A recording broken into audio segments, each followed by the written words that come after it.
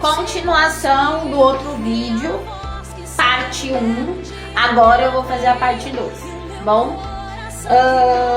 O que acontece? Como eu estava falando, automaticamente, né, uma pessoa que sente inveja, ela não tem como ser salva.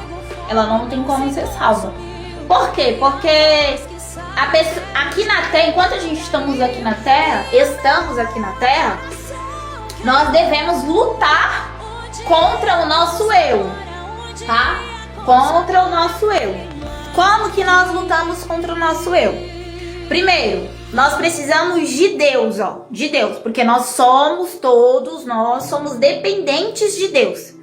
Nós somos dependentes para tudo. E se alguém falar que não, você vai saber que é dependente quando você valorizar o ar que você respira, tá? Porque se você esqueceu, eu nunca vou me esquecer do que aconteceu na pandemia, tá? A gente sabe muito bem que muitas pessoas não conseguiram e não podiam respirar sem aparelho. E mesmo tendo muito dinheiro para pagar para comprar um aparelho, muitos morreram. Então, todos nós somos dependentes de Deus. Deus, ele é o dono da vida, né? Todo mundo sabe que Jesus estava morto, foi morto, mas Deus deu a vida para ele. Eu mesma, Tabata, eu sou um milagre de Deus. Eu nasci sem vida e Deus, ele me deu a vida. Mas eu não vim aqui falar do testemunho da minha mãe, porque a minha mãe é testemunho dela. É o testemunho dela. Eu considero assim que o que Deus fez na minha vida é um testemunho da minha mãe, quando eu nasci. Porque o inimigo, ele sempre teve fúria da minha vida. Obviamente que ele tinha. Eu não sei ainda, porque Deus não me desvendou esse segredo, né? De por que Satanás, ele sabe de tudo. Como que ele consegue saber quando uma pessoa vai ser um instrumento de Deus futuramente? Esse mistério Deus, ele não me mostrou ainda, né? Porque Deus poderia não permitir que ele conseguisse ver, né? Mas algo... Eu sei, o que eu sei é que Satanás, eu sei disso, isso daí é certeza absoluta e convicção, tá?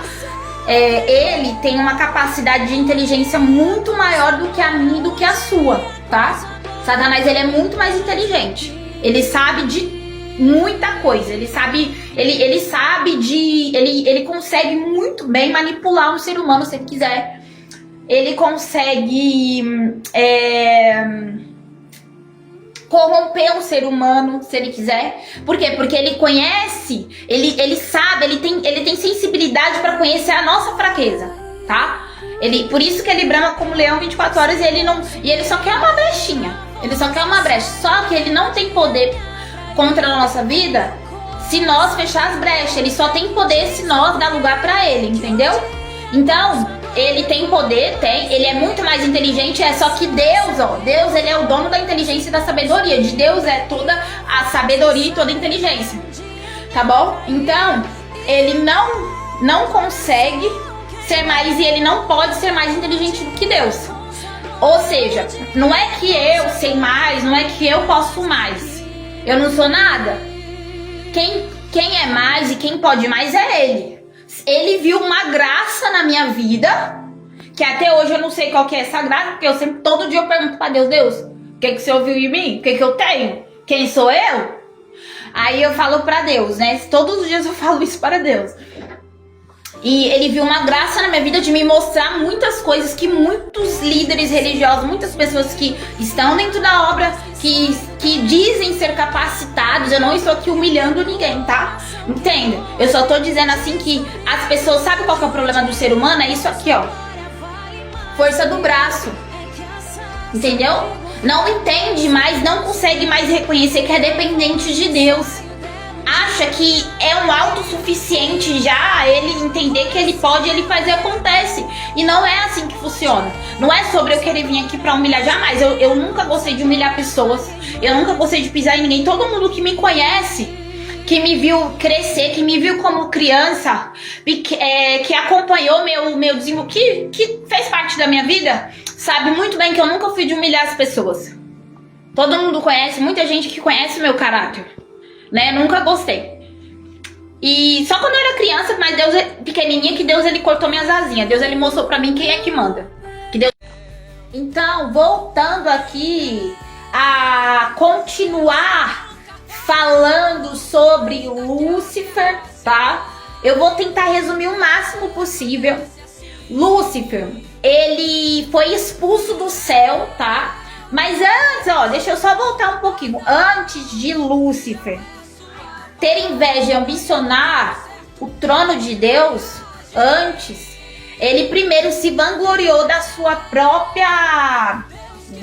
do seu próprio eu, né? Ele se vangloriou do seu próprio eu, porque ele se achou tão mais lindo, tão mais destacado entre os outros, que ele começou a se vangloriar. E aí ele entendeu que era pouco ainda, porque ele podia ter muito mais, né? Então, o que acontece? Muitas pessoas, Deus, ele não vai... O que Deus está dizendo? Muitas pessoas, Deus, ele não vai colocar em um lugar de destaque muito grande, porque ele sabe muito bem que vai se corromper lá na frente. Então, Deus... E outra, é muito perigoso isso, tá? Porque... ou seja, ele já sabe quem é que tá preparado e quem não tá bom? Então, Deus, ele, antes de Deus preparar uma pessoa hoje em dia para ele colocar no lugar de destaque, ele sabe muito bem que esse lugar de destaque, antes de colocar essa pessoa nesse lugar de destaque, ele primeiro preparou muito, quebrou muito, trabalhou muito, para depois ele falar assim, agora eu coloco porque essa daí já entendeu já como que funciona. Porque até então, Lúcifer não teve essa preparação. Lúcifer não teve essa preparação de um quebrantamento, de um ensino, não teve. Lúcifer, ele foi preparado com o melhor, foi preparado da forma mais linda e mais maravilhosa, né? Ele é a criatura mais linda que Deus ele criou, e ele quis usurpar o lugar de Deus, tá? Então assim, vou resumir o máximo possível. Ele foi expulso do céu, e nisso que ele foi expulso do céu, ele foi expulso juntamente com a terça parte dos anjos, porque a terça parte dos anjos estavam já corrompidas também, porque obviamente ele não iria, tipo assim, tomar o trono de Deus sozinho. Ele quis contaminar os outros, não com a intenção de contaminar, mas de se unir com os outros para tomar, porque ele sabia que Deus era poderoso, então ele sabia que só ele sozinho não ia conseguir. Aí na cabeça dele, ele falou assim, não, eu vou juntar, porque aí nós juntos, nós somos mais fortes e mais poderosos. Só que ó o dedinho de Deus dizendo, ninguém é mais poderoso do que eu não, tá? Só eu que sou poderoso, eu que sou grande, se eu quiser eu derrubo um por um, e ainda vai ser envergonhado e humilhado.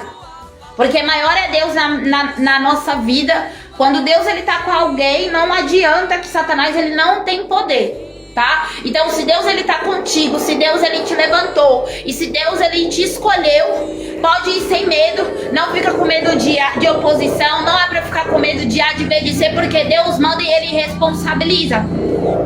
Voltando aqui aos principados e potestades, tá, igreja? Existem principados e potestades ocultas, porque biblicamente falando, domínios celestiais ocultos, tá? Que aprisionam as pessoas, e principalmente dentro da igreja tem muita gente presa nesse domínio celestial maligno, tá bom? E como que Satanás ele consegue aprisionar essas pessoas? A mente bloqueia o ouvido, visão espiritual, tá?